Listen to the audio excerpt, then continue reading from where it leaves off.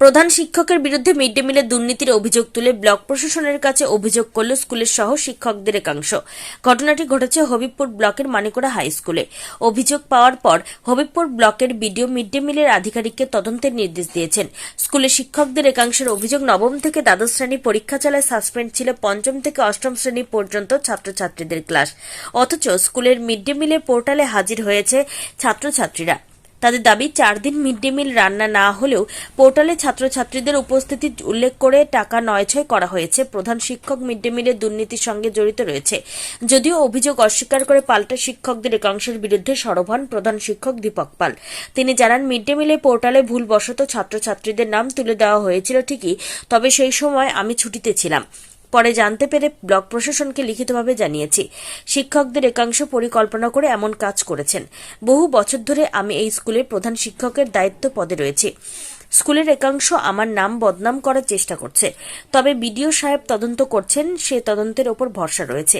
স্কুলের একাংশ শিক্ষকদের পাশাপাশি স্কুলের ছাত্ররা জানান, নবম থেকে দ্বাদশ শ্রেণীর পরীক্ষা চলার সময় পঞ্চম থেকে অষ্টম শ্রেণীর ক্লাস বন্ধ ছিল, তো স্কুলে আমরা আসিনি। সেক্ষেত্রে মিড ডে মিলে পোর্টালে দেখানো হয়েছে আমরা স্কুলে এসে খাবার খেয়েছি। এটা সম্পূর্ণ মিথ্যা। স্থানীয়রাও স্কুলের প্রধান শিক্ষকের বিরুদ্ধে ওঠা এই অভিযোগ একটি নিন্দনীয়, এর তদন্তের দাবি জানিয়েছেন।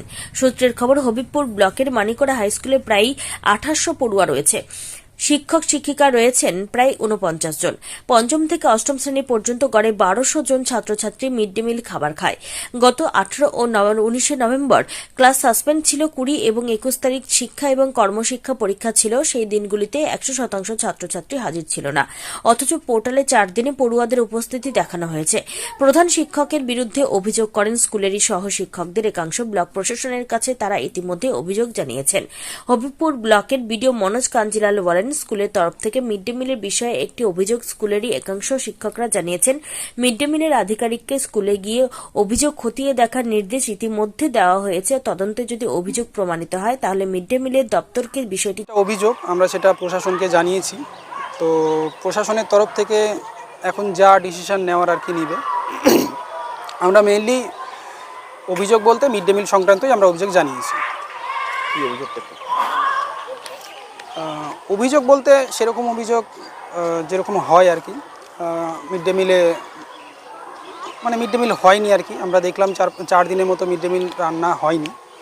এটাই আমাদের অভিযোগ, যে মিড ডে মিল রান্না হলো না কেন। কি হয়েছিল? না, আমাদের ক্লাস হয়নি, আমাদের তখন ছুটি ছিল। তো মিড ডে মিল ওই টাইমে বন্ধ ছিল। আমরা যা শুনেছি যে মিড ডে মিল আমাদের দেওয়া, আমাদের পঞ্চম থেকে অষ্টম শ্রেণীতে মিড ডে মিল দেওয়া হয়। তখন নবম আর দশম শ্রেণীর পরীক্ষা হচ্ছিল, তো আমাদের তখন হচ্ছিল না, তো তখন আমাদের মিড ডে মিল দেওয়া হয়নি।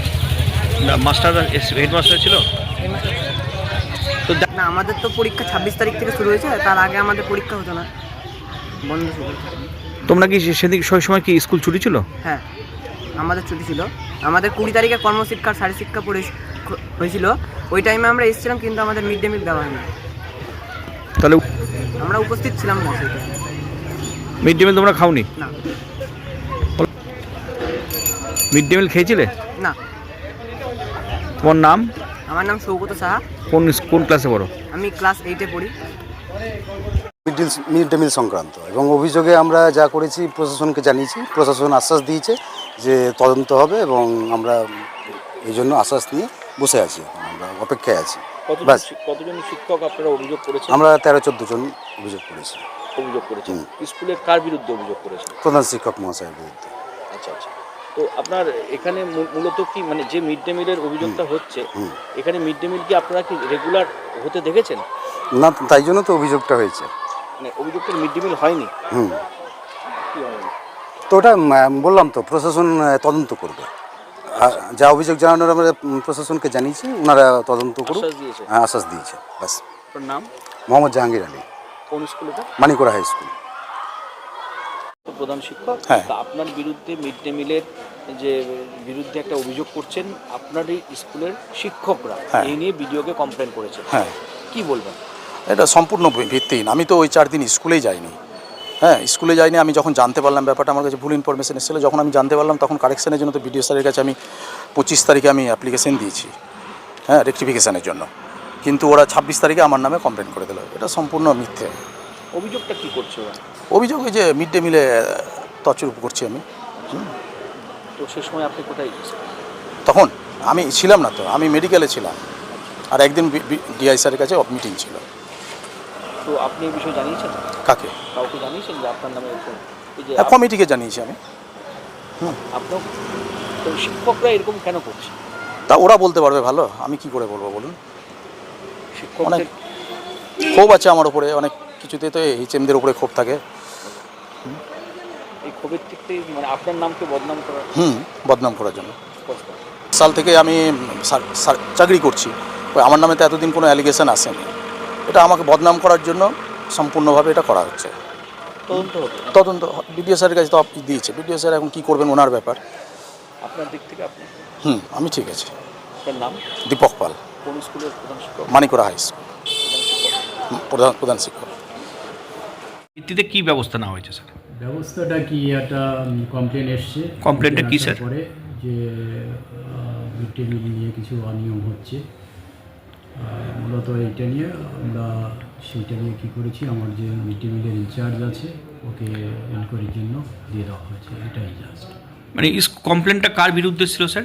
হেড টিচারের মানে মিড ডে মিল সংক্রান্ত গরমিল একটু আছে, সেটা বললো যে স্টুডেন্টদের কয়েকদিন খাওয়ানো হয়নি, সেটা নিয়ে তো ওটা করেছে, মানে দিয়ে দেওয়া হয়েছে, এটা নিয়ে তদন্ত শুরু হয়েছে, বলে দেওয়া হয়েছে। ও আজকে যাওয়ার কথা আছে, এর মধ্যে ডোটস করে দেওয়া হয়েছে, কবে যায় sir?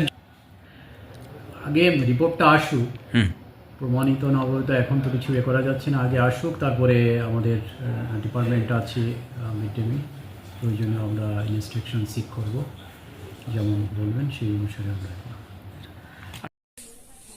Bureau report, news for Bengal.